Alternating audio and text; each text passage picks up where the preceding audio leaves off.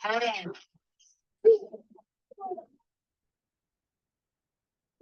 है।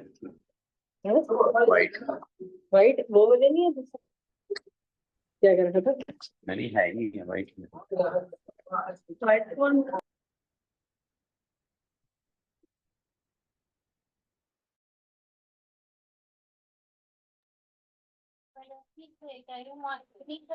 अच्छा। अच्छा, आप लोगों को डेटा निकालना हो सेटलमेंट रेशो का। एक मिनट, मैंने स्टार्ट कर दी रिकॉर्डिंग।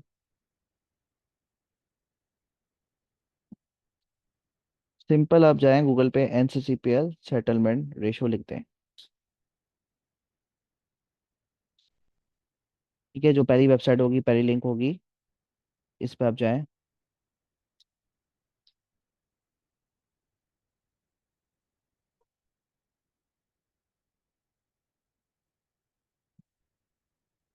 ये आपके पास ऑप्शन आ जाएगा। इसमें दो ऑप्शन होते हैं। ये ऑप्शन होगा settlement info UIN wise, settlement info CM wise. ठीक है, ये I think unique identification number, इस पे आप जाएंगे, इसको खोलेगा आप। ठीक है, सेटलमेंट रेशो UIN वाइज और सेटलमेंट रेशो CM वाइज, ये ब्रोकर होता है, ये इंडिविजुअल होता है। ठीक है, इस पे जाएगा और आपने डेट, तारीख डिसाइड करी। ठीक है, और ये सेटलमेंट रेशो थोड़े दिन, मतलब कि मार्केट की जो टाइमिंग होती है 3 बजे 3:30 पे, उसके थोड़ी देर बाद आता है, फौरन अपलोड नहीं होता। तो जैसे कि अभी आ गया है आज की तारीख का डाटा 4/7 का। तो आपने इसको सर्च करा, ये आ गया और आपने इसको एक्सेल पे एक्सपोर्ट कर दिया। खोला यहाँ से। ये अभी जो है ना, आप लोग का होमवर्क भी होगा कि आप लोग ये काम अभी करेगा।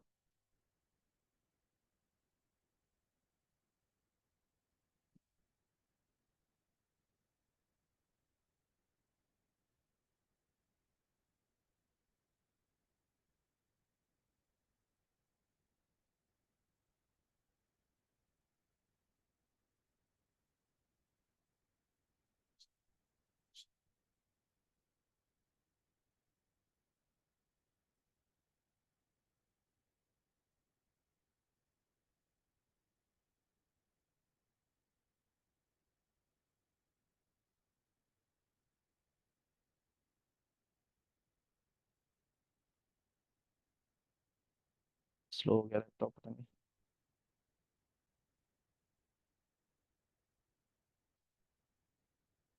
ये आपके पास इस तरह से डाटा आएगा एक्सेल में। ठीक है, अब आपको इसमें इन सब पे फिल्टर लगाएं। चाहें तो अगर आप लोग लैपटॉप पे हैं तो ये 1 बाय 1 ये काम आप कर सकते हैं, वरना ये समझ लें किस तरह से करना है। ठीक है, क्योंकि ये इसमें मैं डिफरेंट चीज़ें करूँगा, सॉर्ट करूँगा, फिल्टर करूँगा। तो इसमें सबसे पहले तो इस पे फिल्टर लगा दें इन सब पे। उसके बाद कुछ एक्स्ट्रा कॉलम है, उनको आप हाइड कर दें, कन्फ्यूजन होगी। एक हमें वॉल्यूम देखना है, जैसे मैंने बताया था कि टोटल परसेंटेज देखनी है, और एक हमें वॉल्यूम देखना है। दो चीज़ें हम लोग को देखनी है।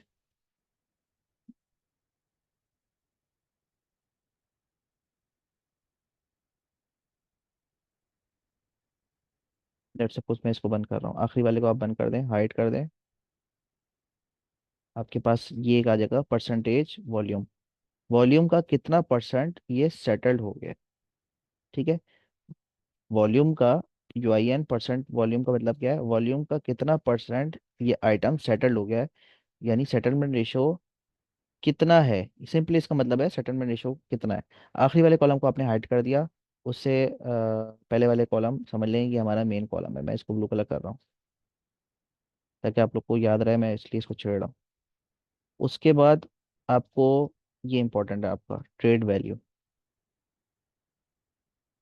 ठीक है, हम कहते हैं ना इसमें वॉल्यूम, वॉल्यूम बहुत आ रहा है, मैंने बताया था ना कि वॉल्यूम भी आना चाहिए।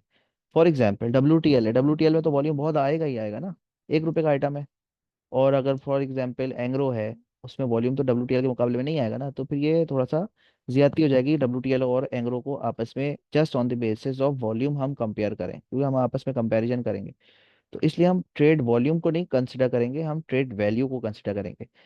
ठीक है। अगर समझ लें एंग्रो में 300 रुपये का अगर एंग्रो शेयर है और 1 लाख ट्रेड होता है, तो ये एक उसकी ठीक ठाक वैल्यू बन जाती है। और अगर WTL 1 रुपये का शेयर है और लेट सपोज 10 लाख ट्रेड होता है वॉल्यूम, तो ये एंग्रो के मुकाबले में इसका ट्रेड वैल्यू जो है ना ये कम होगी।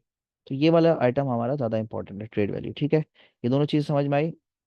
सेकंड कॉलम और सेकंड लास्ट कॉलम ये कंसिडर करें, सेकंड कॉलम पे जाना है हमें और सेकंड लास्ट कॉलम पे, और बाकी को मैं हाइड कर दूंगा।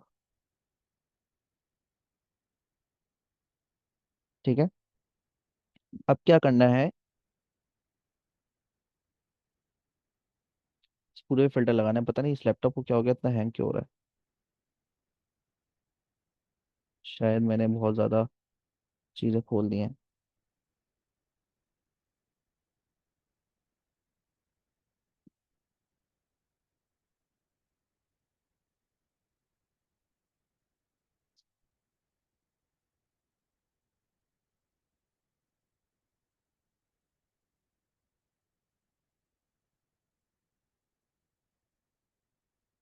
और स्लो हो गया लैपटॉप, पता नहीं क्या मसला है।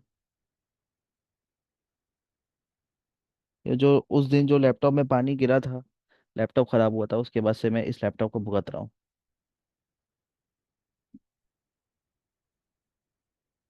अच्छा, ये देखें, आपने इन सबको सिलेक्ट किया, कंट्रोल शिफ्ट और डाउन की से मैंने इन सबको सिलेक्ट किया।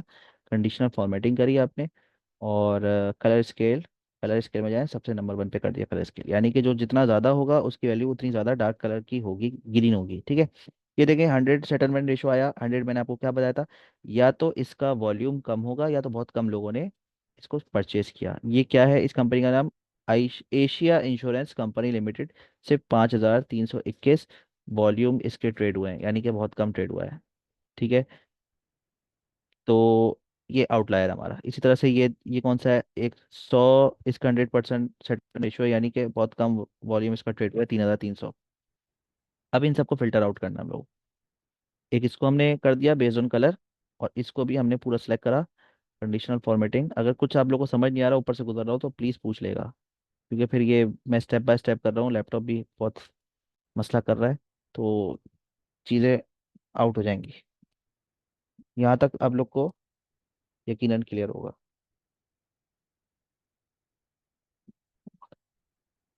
इसके बाद आप लोग ने इसको सॉर्ट करना है, highest to lowest, largest to smallest.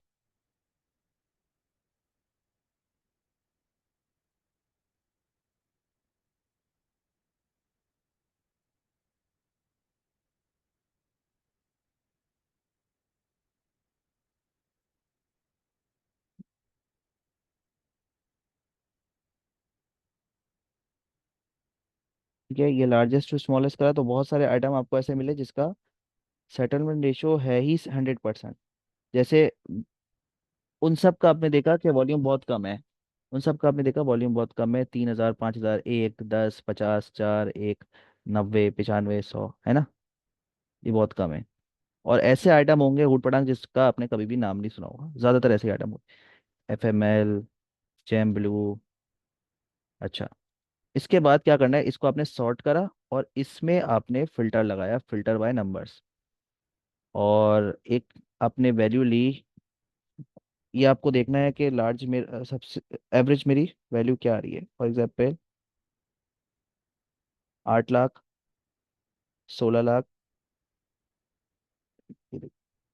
बहुत बड़ी बड़ी भी वैल्यू आ रही होगी, तो आपको कचरा खत्म करने के लिए, ये सारे कचरा हैं, इन कचरे को हम कंसिडर ही नहीं करना हम लोगों को। कचरा खत्म करने के लिए आपको ये मैंने अभी बताया कि जो भी 100 सेटलमेंट रेशो होगा ना, इसका मतलब होगा बहुत कम वॉल्यूम इसमें ट्रेड हुआ है। बहुत कम वॉल्यूम वाले को हमें हमें देखना ही नहीं है। बहुत कम वॉल्यूम होगा, यानी बहुत कम वॉल्यूम से मतलब बहुत कम ट्रेडेड वैल्यू होगी इसकी, तो हम इसको इग्नोर करेंगे। ठीक है, रेड वाला सारा इग्नोर करेंगे। हम एक काम करते हैं, 1 मिलियन से ऊपर ऊपर का हम देखते हैं। नंबर फिल्टर्स ग्रेटर देन और इक्वल टू 1 मिलियन। ठीक है, इसको 10 मिलियन भी कर सकते हैं आप। उसके बाद देखेगा, अगर उसके बावजूद थोड़े बहुत कचरे आ रहे होंगे तो हम एक जीरो और लगा देंगे। 100, 1000, 10,000, 1 लाख, 10 लाख। ठीक है, अभी भी देखें आपको इसका एक कचरा नजर आया। 301 और पता नहीं क्या है, मेच्योरिटी और क्या क्या चीज़। आपको इसमें इस जैसे मीज़ान बैंक है, इसका वॉल्यूम वैल्यू क्रेडिट वैल्यू क्या है? 24 करोड़। ठीक है, बहुत बड़ी बड़ी वैल्यू होगी इसमें, क्या है, बहुत बड़ी बड़ी वैल्यू है। तो हम चाह रहे हैं कि कोई ऐसा आइटम मजे का मिले, तो हम उस इसका ना फिल्टर क्या करेंगे बाय डिफॉल्ट मैं बताता हूँ। अभी मैंने स्टेप बाय स्टेप आपको बता रहा हूँ। 1 मिलियन, आप इसको कर दें 10 मिलियन। 10 मिलियन, तो अब सब वो हट जाएगा, सब उटपटांग चीज़ हट जाएगी। अब हमें देखना है कि कौन से आइटम का सेटलमेंट रेशो सबसे ज़्यादा है, और उनका उनकी ट्रेडेड वैल्यू मतलब उसमें वॉल्यूम भी ठीक ठाक आया है। वॉल्यूम से मुराद नॉर्मल वॉल्यूम से काफ़ी ज़्यादा उसमें वॉल्यूम आएगा, उसमें ट्रेडेड वैल्यू उसकी काफ़ी ज़्यादा जनरेट हुई है।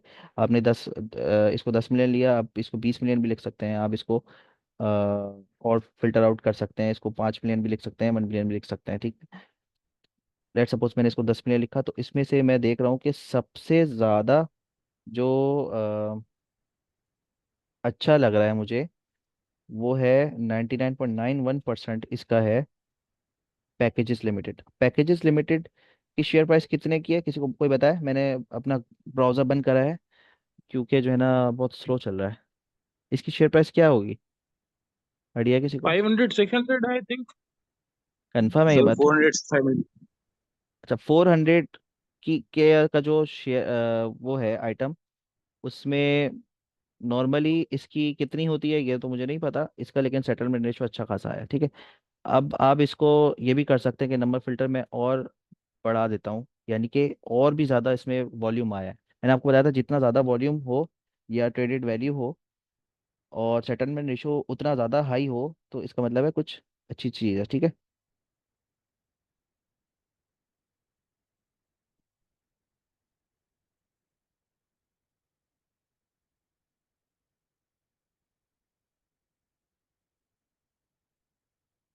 $20 बिलियन कर दे। ठीक है, सर 530 का रेट है आज का। ठीक है। अच्छा, तो ये वाले जो आइटम है इनके अभी ट्रेड वैल्यू मैंने कितनी करा? अच्छा, मैंने कम कर दिया ट्रेड वैल्यू। 10 मिलियन से मैंने 20 मिलियन कर दिया। तो ये मेरे पास कुछ आ रहे हैं जो कि बहुत अच्छे सेटल्ड हैं, 80% से ऊपर ऊपर वाले। PKGS packages, Fatima, silk, sorry ये मैंने क्या निकाल दिया, सिल्क बैंक, इसमें बहुत अच्छा वॉल्यूम टोटल आया है, इसकी परसेंटेज भी बहुत अच्छी है। ये सिल्क बैंक खत्म नहीं हो गया क्या?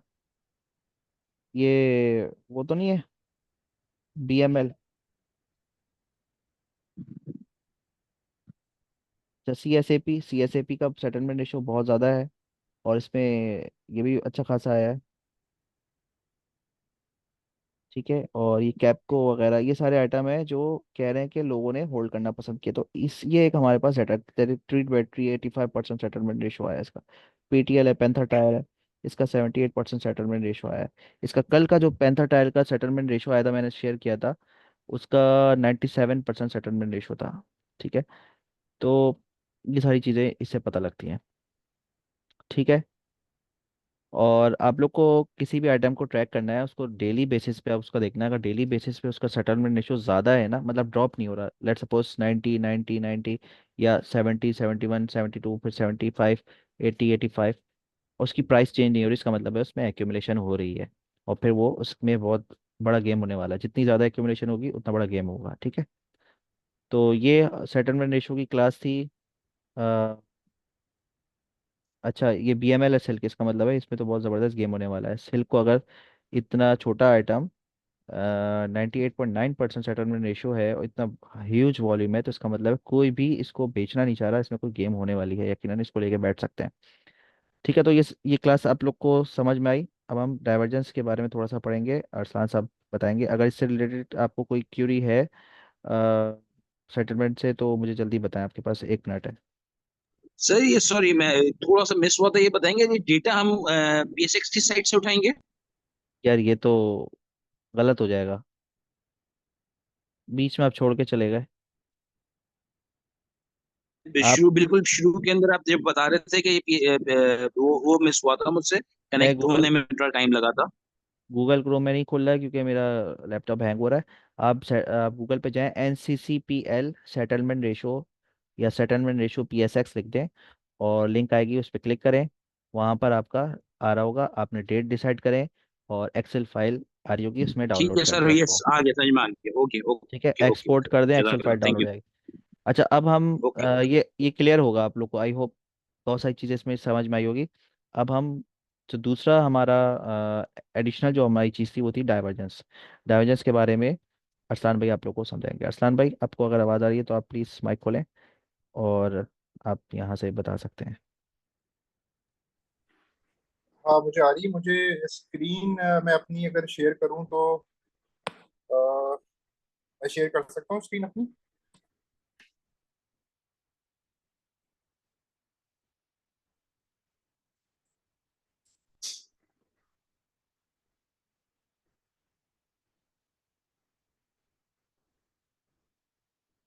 मेरी आवाज आ रही है सबको, जैफर?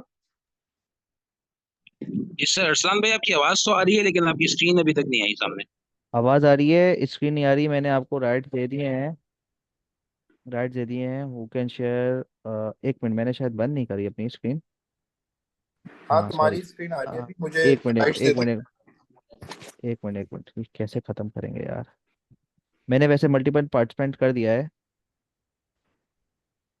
कैसे शेयरिंग ख़त्म करें? हाँ, स्टॉप शेयर, ठीक है, अब आप करें।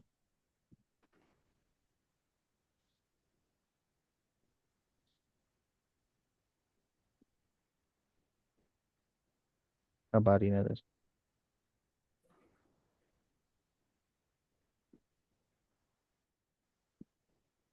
अच्छा, मेरी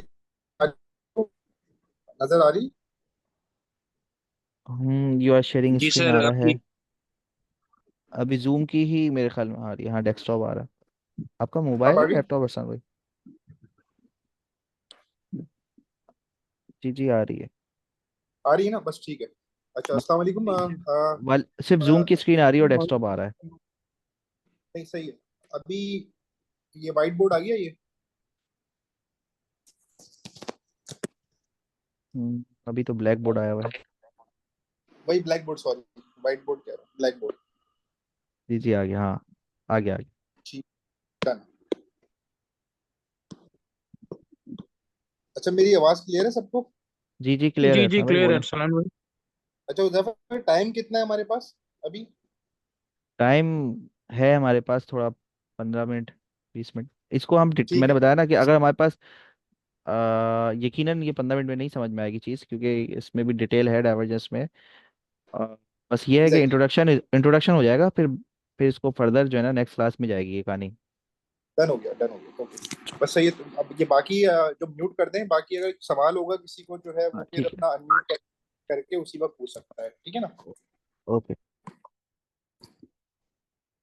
अच्छा, डाइवर्जेंस के हवाले से बेसिकली अभी सिर्फ और सिर्फ जो है वो टाइम कम है, तो मैं थोड़ा सा बस इंट्रोडक्शन बताऊंगा आपको ताकि थीम समझ में आ जाए। उसके बाद जो है वो आप लोग जाके थोड़ा सा इसके ऊपर खुद से भी मतलब वर्किंग करेंगे और चार्ट से थोड़ा सा ढूंढने की कोशिश करेंगे, क्योंकि इसके अंदर बेसिकली ये चीज है कि ये एक एक्सरसाइज है और एक प्रैक्टिस है। जितनी ज्यादा आप इसकी प्रैक्टिस करेंगे उतनी ज्यादा डाइवर्जेंस अच्छे से आपको चार्ट पे जो है नजर आना शुरू हो जाएगी। ठीक है, तो सबसे पहले मैं बहुत ही बेसिक तरीके से शुरू करूंगा। फिर भी अगर किसी को कोई बात समझ में नहीं आती है या कहीं पे वो समझता है कि नहीं यार मैं तेज जा रहा हूँ, तो वो बीच में प्लीज मुझे इंटरप्ट कर दे ताकि थोड़ा सा पेस में अपनी जो है वो स्लो कर लूँ उसके हवाले से। ठीक है। अच्छा, डाइवर्जेंस जो है उसको समझने के लिए सबसे पहले जो है वो एक मेन इंडिकेटर है जिसका सबने ही जो है नाम सुना होगा, RSI। उसका थोड़ा सा जो है वो मैं इंट्रोडक्शन तो नहीं दूंगा, मतलब ये कि उसके बारे में ये बताऊंगा कि वो डाइवर्जेंस में इस्तेमाल कैसे होता है और इसकी क्या इंपॉर्टेंस है। अच्छा, RSI जो है वो सबको मतलब पता है, यूज भी किया हुआ है। तो RSI किस चीज का इंडिकेटर है ये? मतलब कोई मुझे मतलब जो है ये बता सकता है कि ये RSI बेसिकली मतलब करता क्या है, ताकि मैं थोड़ा सा, मुझे नहीं पता कि। ओवरबॉट और ओवरसोल्ड की पोजीशन बताता है। ओके, और कोई? मोमेंटम इंडिकेटर है, मोमेंटम बता दे किसी भी आइटम का। हाँ, बेसिकली मैं यही चीज मैं क्लियर करना चाह रहा हूँ यहाँ पे कि आरएसआई जो है ना वो ओवरसोल्ड और ओवरबॉट का इंडिकेटर बिल्कुल नहीं है। और ये जवाब बिल्कुल गलत है। मतलब आप किसी भी टेक्निकल पर्सन से या एक्सपर्ट से पूछेंगे कि यार आरएसआई, उसको आप ये जवाब देंगे कि आरएसआई एक ओवरसोल्ड इंडिकेटर है या वो ओवरबॉट इंडिकेटर है, तो this is totally wrong. RSI is only a momentum indicator. ये आपको प्राइस एक्शन का मोमेंटम बताता है कि मोमेंटम क्या है। अच्छा, आसान लफ्जों में मैं अगर ये समझाऊं कि अगर आपका प्राइस एक्शन जो है वो अगर जो है डिस्टेंस है, तो आरएसआई जो है वो उसकी वेलोसिटी है या स्पीड है। यहाँ तक क्लियर है सबको बात? जी जी। हाँ, तो आप लोगों ने सबने ये फॉर्मूला ये पढ़ा होगा, S is equal to V T. ठीक है, तो इसमें एस जो है वो हमारा जो है वो प्राइस एक्शन है, जो कि आपकी मतलब कैंडल स्टिक्स होती हैं ऊपर नीचे हो रही हैं। और जो वेलोसिटी है वो बेसिकली आपकी आरएसआई है। तो आरएसआई बेसिकली एक मोमेंटम इंडिकेटर है जो कि किसी भी प्राइस एक्शन का मोमेंटम बताता है, ना कि वो किसी प्राइस का या स्टॉक का जो है वो आपको ओवरसोल्ड और ओवरबॉट होने की कंडीशन को बताता है। अच्छा, ये बात भी सबको मतलब पता है कि ये 0 से 100 के दरमियान होता है इसकी वैल्यू। ठीक है, यहाँ तक क्लियर है सबको? जी जी, क्लियर जी है। सर। Okay, done. अच्छा, आगे चलते हैं। अब बात करते हैं डाइवर्जेंस की।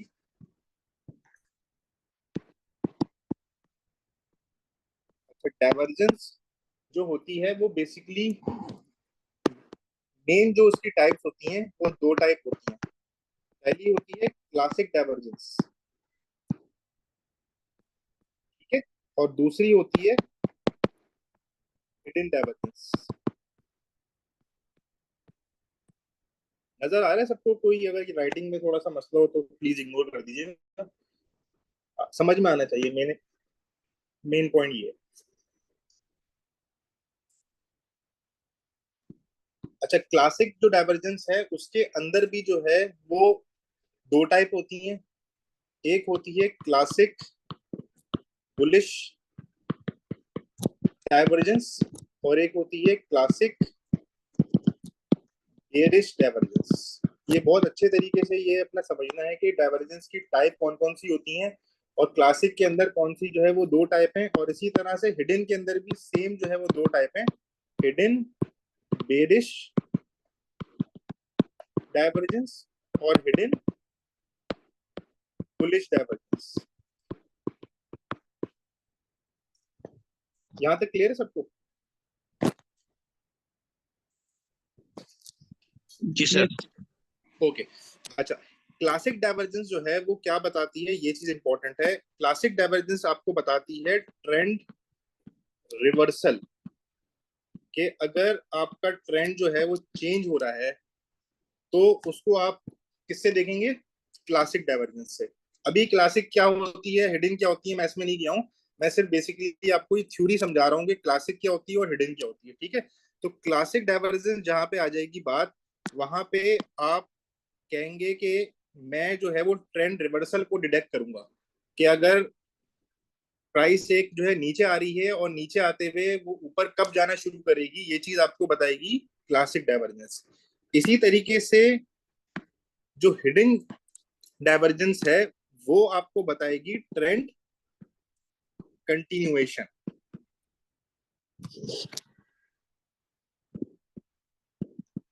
ठीक है, मतलब यहां से आपको ये पता लगेगा कि अभी ट्रेंड मेरा रिवर्स नहीं हुआ है, वो ट्रेंड और कंटिन्यू होगा। मतलब प्राइस हो सकता है नीचे आ जाए, लेकिन हिडन डाइवर्जेंस से आपको देख के ये पता लग जाएगा कि नहीं यार, अभी जो है ना प्राइस तो नीचे आ गई है, लेकिन स्टिल जो है वो गाड़ी के अंदर वेलोसिटी है। मतलब उसने जो है अपना डिस्टेंस है वो थोड़ा सा अपना कम तो कर दिया है, लेकिन उसकी स्पीड है। तो असल चीज जो है ना वो स्पीड है।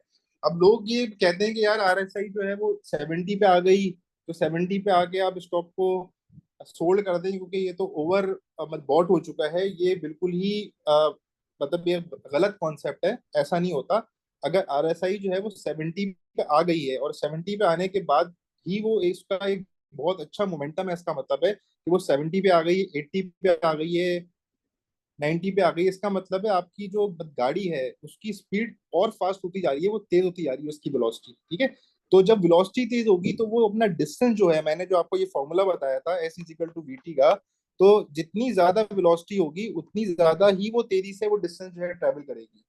तो बेसिकली ये जो कॉन्सेप्ट है कि भाई अगर स्टॉक जो है वो आरएसआई जिसकी नीचे जो है चली जाए, 20 से नीचे आ जाए तो वो आप खरीद लें, और 80 से ऊपर चले जाए या 60 या 70 से ऊपर चली जाए तो आप वो बेच दें, तो ये सही बात नहीं है। क्योंकि जब आरएसआई आपकी 20 से नीचे आ जाएगी तो उसका तो मोमेंटम बिल्कुल ही खत्म हो जाएगा, मतलब स्पीड बहुत कम हो जाएगी। अब गाड़ी को अपना मोमेंटम दोबारा पकड़ने के लिए उसको एक सर्टेन टाइम चाहिए, ठीक है, मतलब वो बहुत ज्यादा टाइम लेगी आपका मोमेंटम पकड़ने में। तो ये चीज जो है वो समझना इंपॉर्टेंट है आरएसआई के लिहाज से, जो कि आपको डाइवर्जेंस को समझने के अंदर भी जो है वो हेल्प करेगी।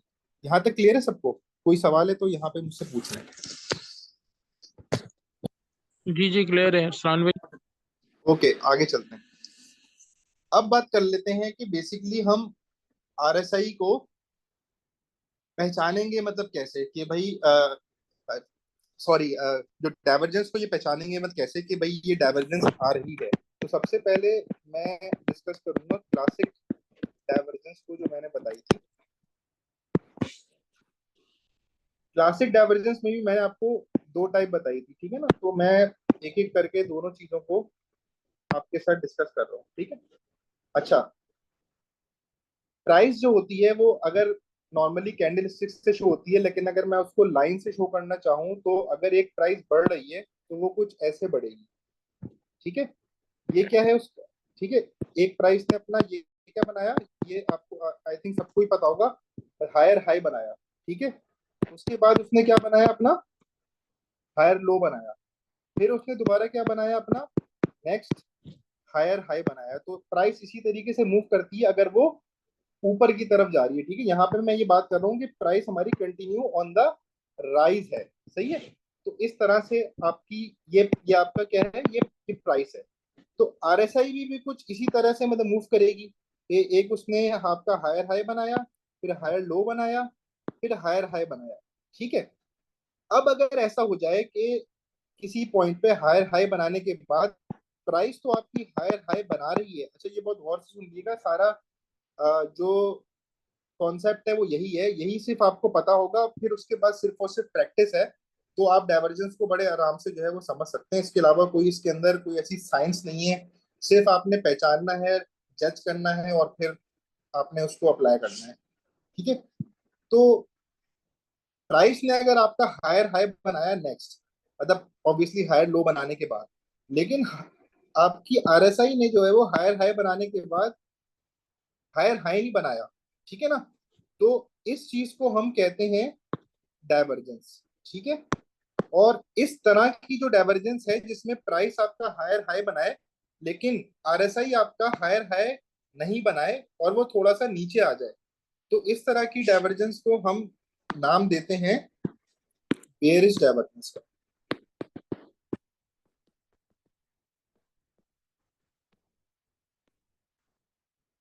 इसको एग्जाम्पल से मैं इसी तरीके से समझाऊंगा कि यहाँ पे आपकी जो है गाड़ी ने डिस्टेंस तो जो है वो ट्रेवल किया काफी ऊपर तक, मतलब यहाँ से यहाँ तक उसने कोशिश की यहाँ से यहाँ तक जाने की, लेकिन उसकी स्पीड जो है ना वो आपको कम होती हुई नजर आ रही है यहाँ पे, मतलब उसकी वेलोसिटी जो है वो कम हो रही है। मतलब यहाँ पे आपको, अच्छा ये बहुत ही इंपॉर्टेंट बात है ये समझना कि divergence is a leading indicator. मतलब जितने भी इंडिकेटर्स नॉर्मली आप पढ़ते हैं या चार्ट पे यूज करते हैं वो लीडिंग नहीं होते, वो लैगिंग इंडिकेटर्स होते हैं। मतलब क्या है इसका कि वो आपको प्राइस एक्शन मूव होने के बाद आगे का नहीं बताते, मतलब प्रिडिक्शन नहीं बताते कि आगे क्या होने वाला है, ठीक है। डाइवर्जेंस एक ऐसा कॉन्सेप्ट है या एक ऐसा मेथड है जो कि आपको आगे का बताया है, बताता है कि आगे क्या होने वाला है, मतलब वो आपको प्रिडिक्ट करता है। अब वो आगे ऐसा होता है या नहीं होता, इसके अंदर भी काफी डिटेल कॉन्सेप्ट है, उसको नेक्स्ट क्लास में डिस्कस करेंगे। बट सिर्फ समझने की बात है कि ये अगर आप सही से अगर समझ लें तो आप थोड़ा सा इसमें प्रिडिक्ट कर सकते हैं। थोड़ा सा नहीं, मैं इसमें इसको बहुत ज्यादा हाईली मैं रेट करता हूँ। 85% मेरे हिसाब से आप ये प्रिडिक्ट कर सकते हैं करेक्टली कि इस चीज के बाद प्राइस आपकी ऊपर जाएगी या नीचे जाएगी बाय यूजिंग डाइवर्जेंस। अगर वहां पे डाइवर्जेंस आ रही है तो, क्योंकि नॉर्मली ऐसा जरूरी नहीं है कि डाइवर्जेंस आए तभी प्राइस ऊपर जाए या प्राइस नीचे जाए। नॉर्मली डाइवर्जेंस के बगैर भी प्राइस ऊपर नीचे हो सकती है, लेकिन अगर डाइवर्जेंस नजर आ रही है तो वो एक तरीके से आप उसको प्रिडिक्ट कर सकते हैं कि यार यहाँ से तो प्राइस ऊपर जानी ही जानी है, या अगर बेरिश है तो प्राइस नीचे जानी ही जानी है। ठीक है, तो इसके मेरे हिसाब से जो जो चांसेस होते हैं वो मोर देन 85% होते हैं। मेरा एक सवाल है अरफान भाई, जी जी। हम क्या डाइवर्जेंस सिर्फ और सिर्फ आरएसआई से कंपेयर करते हैं? हम किसी और इंडिकेटर के साथ प्राइस की डाइवर्जेंस मैच नहीं कर सकते? नहीं, बिल्कुल अच्छा सवाल है। इस आरएसआई के अलावा भी आप इंडिकेटर यूज कर सकते हैं, आप एमएसीडी यूज कर सकते हैं, आप हम्म। स्टोकेस्टिक यूज कर सकते हैं, आप फिशर ट्रेंड यूज कर सकते हैं। बहुत सारे इंडिकेटर्स आप यूज कर सकते हैं कि जिससे आप डाइवर्जेंस डिटेक्ट कर लें। लेकिन मोस्ट रेनाउंड और मोस्ट पॉपुलर और सबसे बड़ा, जिसके ऊपर पूरी पूरी लोगों ने बुक्स लिखी हुई हैं, जिसके ऊपर यूट्यूब के ऊपर मैटर भरा हुआ है, वो सबसे पॉपुलर इंडिकेटर जो है वो आरएसआई है। तो मैं भी फिलहाल आपको आरएसआई के ऊपर ही जो है ओके, मेन को यूज कॉन्सेप्ट करते हुए मैं कॉन्सेप्ट बात करूंगा। डाइवर्जेंस का सेम ही है, बस इंडिकेटर्स हम चेंज कर सकते हैं, कॉन्सेप्ट सेम ही है। कॉन्सेप्ट सेम है, कॉन्सेप्ट सेम है। ओके ओके, इंडिकेटर आप वेलोसिटी एमएसीडी वाला भी यूज कर कॉन्सेप्ट है सबके अंदर, वेलोसिटी वाला ही कॉन्सेप्ट है सबके अंदर, और सकते। स्पीड जो हो प्राइस ही रहेगी। बिल्कुल ऐसे, बिल्कुल ठीक ऐसे। ठीक है ठीक। ठीक है, अच्छा। आप कोई भी एमएससी इसमें एमएससीडी यूज कर सकते हैं, उसकी भी मैं एग्जांपल आपको नेक्स्ट लेक्चर में दूंगा। लेकिन फिलहाल यहाँ पे मैं एक मतलब बेसिक कॉन्सेप्ट जो है वो समझा रहा हूँ। इंडिकेटर आप काफी सारे यूज कर सकते हैं डाइवर्जेंस को डिटेक्ट करने के लिए। क्लियर है ना? अब यहाँ पे मैंने आपको क्या बताया कि गाड़ी की स्पीड तो आगे बढ़, मतलब सॉरी डिस्टेंस तो हो गया ज्यादा, लेकिन आपने यहाँ देखा कि यार आरएसआई मेरी जो है ना वो कुछ कम हो गई है। इसका मतलब क्या है कि यहाँ से मेरी जो प्राइस है वो नीचे आ सकती है, उसके चांसेस हैं। अगेन मैं बात यूज कर रहा हूँ चांसेस का। तो ये आपकी हो गई बेरिश डाइवर्जेंस। अब इसी को यूज करते हुए आप लोग काफी हद तक जो है वो समझ चुके होंगे। अगर आपका प्राइस लो आ रहा है, मतलब वो एक लोअर लो बना रहा है, फिर लोअर हाई बना रहा है, फिर लोअर लो बना रहा है, फिर लोअर हाई बना रहा है। ठीक है, इसी तरह से प्राइस नीचे आती है, ये सबको पता है, ऊपर नीचे जाते हुए। लेकिन आपकी आरएसआई जो है वो भी आपकी ऑब्वियसली इसी तरीके से आ रही होगी। ठीक है, इसने भी जो है वो आपका लोअर लो बनाया, फिर लोअर हाई बनाया, फिर अगेन लोअर लो बनाया। लेकिन अगर इस पॉइंट के ऊपर यहाँ पे ये जो मैं एक डॉटेड लाइन से इसको थोड़ा सा शो करना चाह रहा हूँ, इस पार्ट पे आएगा। यहाँ पे अगर आरएसआई आपकी जो है वो लोअर लो नहीं बनाती आपका, ठीक है, नेक्स्ट, तो आप एक डाइवर्जेंस जो है ना वो आपको जो है वो नजर आ रही है, और इस तरह की डाइवर्जेंस को हम कहते हैं बुलिश डाइवर्जेंस। कि जहां पे आपका प्राइस जो है वो लोअर लो तो बना रहा है, लेकिन अगर आपकी आरएसआई जो है वो नेक्स्ट लोअर लो जो है वो नहीं बना रही।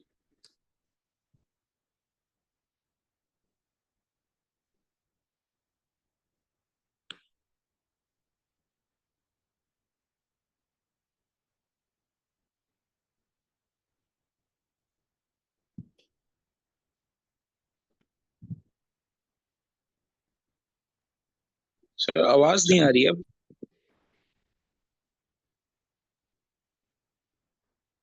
नहीं शायद बोल नहीं रहे।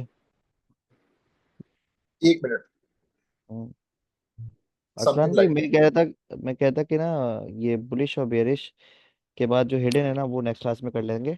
वो नेक्स्ट क्लास में इसकी, करेंगे, वो बिल्कुल हाँ ऐसे ही है, इस वो वो थोड़ा सा कॉन्सेप्ट इसकी क्लियर अगर, हो पाएगा। हाँ इसकी अगर आपके पास एग्जाम्पल है तो वो बता देगा। मेरे पास हाँ इसकी मैं एग्जाम्पल एग्जाम्पल नहीं, इसकी मैंने है इसकी बेरिश डाइवर्जेंस की, निकाल के रिफाइनरी रखी की। है, मैंने देखो, अच्छा अच्छा, मैंने इसकी निकाल रिफाइनरी के की है रखी वैसे है। इसकी। नहीं, ठीक है, मैंने इसकी निकाल के रखी है। ठीक है, सही है। कुछ मैं असल में थोड़ा सा ड्राइंग सही नहीं बनी थी, मैं वो सही कर रहा था। ठीक है, कुछ इस तरह से कि उजैफा भाई, आपका मीटिंग का टाइम खत्म ना हो रहा उजैफा भाई। हम्म, बस, बस हाँ 5 बस 4 मिनट है बस, ये इसके बाद एंड कर 4 मिनट देंगे ही हम। चाहिए मुझे, 4 मिनट चाहिए मुझे ओके। बस, सही।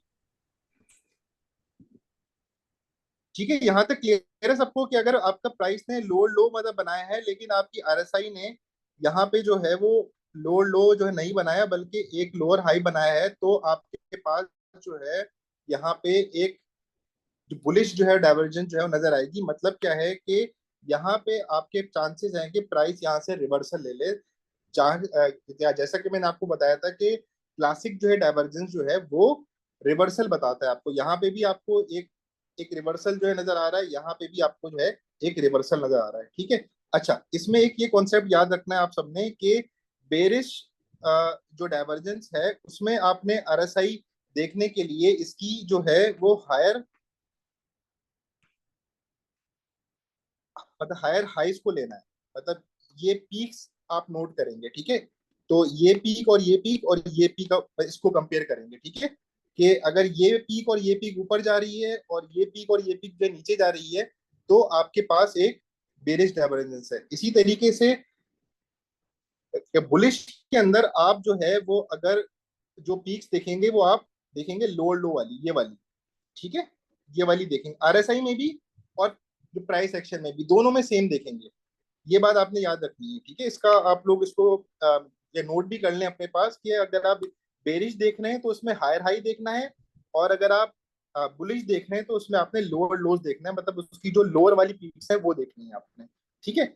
वो अगर आपके पास जो है वो डेविएट कर रही है आरएसआई के अंदर तो यहाँ पे एक जो है डाइवर्जेंस क्रिएट हो रही है। अब मैं सीधा चलता हूँ एग्जाम्पल्स के ऊपर। कुछ एग्जाम्पल्स मैंने जो है वो निकाल के रखी हुई है। अब जैसे कि यहाँ पे बैंक इस्लामी पाकिस्तान का एक चार्ट है जो है डेली का। इसमें मुझे कोई जो बता सकता है कि कहाँ पर खैर इसमें टाइम कम है तो मैं इसमें बता देता हूँ आपको। समथिंग लाइक दैट यहाँ। अच्छा, इसमें क्या होता है कि आप विक्स नहीं लेते, मतलब विक्स ले भी सकते हैं नहीं भी ले सकते, इतना बड़ा कोई इशू नहीं है। असल चीज आपने आरएसआई देखनी है। अच्छा, डाइवर्जेंस के अंदर भी काफी ज्यादा टाइप्स है। अब यहाँ पे आप देख रहे होंगे कि यार प्राइस बहुत ज्यादा ऊपर तो नहीं गई है, लेकिन यहाँ फरहान पे भाई आप, एक चीज, हाँ इसमें ना हम विक्स नहीं देखेंगे। इसकी वजह यह है कि देखें कैंडल में तो विक्स बन जाती है ना, आरएसआई में विक्स नहीं बनेगी, क्योंकि ऐसे ही है कैंडल में वो अपना, अगर इसकी विक है, अगर इसका टॉप लेंगे तो वो आरएसआई का भी एक टॉप लगा होगा जो कि वो वापस आके नीचे गिर गया है, बिल्कुल ऐसे ही है। इसीलिए वो फेक इसीलिए हो जाएगा हाँ वो। बिल्कुल सही है। इसीलिए आरएसआई को नॉर्मली देखते वक्त कुछ लोग जो है ना लाइन ग्राफ यूज करते हैं प्राइस एक्शन में भी। जैसे कि मैंने आपको दिखाया, मेरे स्क्रीन ये नजर आ रही है आप लोगों को हाँ जी कुछ आ इस रही है। तरीके से। कुछ लोग इसको प्राइस एक्शन को भी लाइन पे कन्वर्ट करके यूज करते हैं ताकि एप्पल टू एप्पल कंपेयर करने में आसानी हो। अब जैसे आप यहाँ देख रहे हैं कि प्राइस तो आपकी थोड़ी सी ऊपर गई है, मतलब इस पॉइंट से लेके और इस पॉइंट तक, यहां से लेके यहां तक। ठीक है ना। लेकिन आरएसआई आपकी जो है वो यहाँ पे इसने एक अपना नीचे मोमेंटम शुरू किया, मतलब 74 से आरएसआई जो है वो 67 पे जो है चली गई। और अगेन आप यहाँ पे देख सकते हैं, यहाँ पे प्राइस आपकी थी 26.18। ठीक है, जो भी है तकरीबन 26 आपकी प्राइस थी। और इसके बाद जब ट्रेंड चेंज हुआ तो प्राइस कहाँ पे जाके रुकी है, 20 के ऊपर। मतलब ये अगर आप डाइवर्जेंस आइडेंटिफाई कर लेते तो यहाँ पे आप आराम से जो अपना माल जो है या जो भी स्क्रिप्ट है वो सेल कर सकते थे एक पीक के ऊपर, और आप यहाँ पे अगेन दोबारा जो है उसको बाय कर सकते थे, एंट्री ले सकते थे। ये इसने आपको पहले से एक चीज बता दी। अब थोड़ा सा मैं मतलब फास्ट चल रहा हूँ क्योंकि टाइम आई थिंक कम है। अब मैं इसके ऊपर आ रहा हूँ। अच्छा, ये चार्ट है एएसएल का वीकली चार्ट है। इसमें भी आप लोग देख सकते हैं कि यहाँ पे एक बहुत बड़ी बिग, अच्छा इसमें जितनी बड़ी जो है डाइवर्जेंस होगी, जितने बड़े टाइम फ्रेम पे होगी, उतने ज्यादा स्टॉक के ऊपर जाने के चांसेस हैं। अब यहाँ पे आप देख सकते हैं कि यार यहाँ पे प्राइस ने एक कंटिन्यू जो है वीकली चार्ट के ऊपर लो लो बनाया है। लेकिन अगर मैं आरएसआई की बात करूं समथिंग, यहाँ से अगर मैं इसको थोड़ा सा करेक्ट कर दूं यहाँ पर। हाँ भाई ठीक टाइम है। खत्म हो रहा है, जल्दी से कर लें।